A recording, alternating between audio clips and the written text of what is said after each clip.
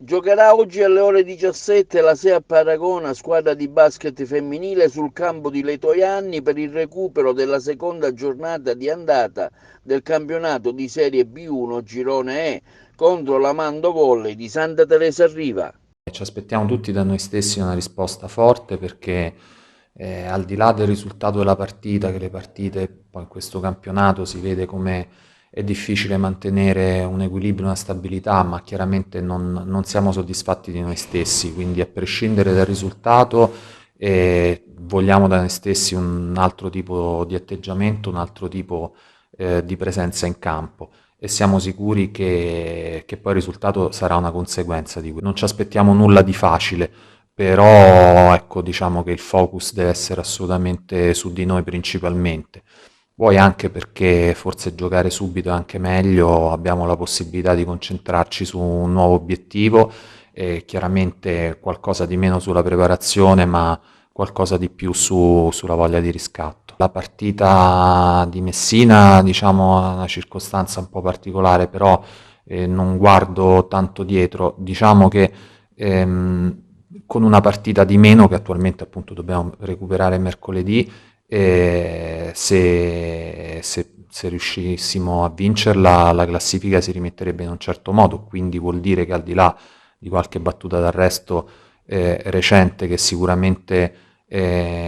non volevamo e che dobbiamo in qualche modo rimediare, il nostro percorso è ancora pienamente nei binari che ci possono portare a quello che vogliamo. Dell'Amando è un campo difficile, però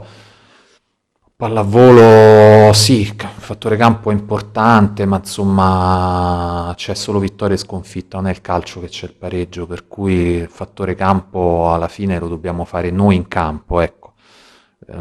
Viene bene a questo punto, no, la battuta, il fattore campo dobbiamo farcelo noi per conto nostro. Sicuramente sarà una battaglia perché loro sicuramente sono una squadra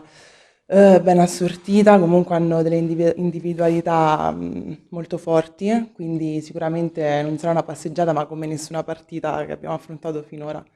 E da parte nostra, dopo la sconfitta di sabato contro il Catania, sicuramente c'è una voglia di riscatto e sicuramente dovremmo dimostrarlo sul campo sin dai primi punti fino alla fine. Appunto, loro essendo una bella squadra, con forti individualità, ehm, hanno un buon gioco e sicuramente dovremmo stare sul pezzo dall'inizio alla fine e anche a livello caratteriale, diciamo, e di concentrazione soprattutto. E vogliamo dimostrarlo già a partire da mercoledì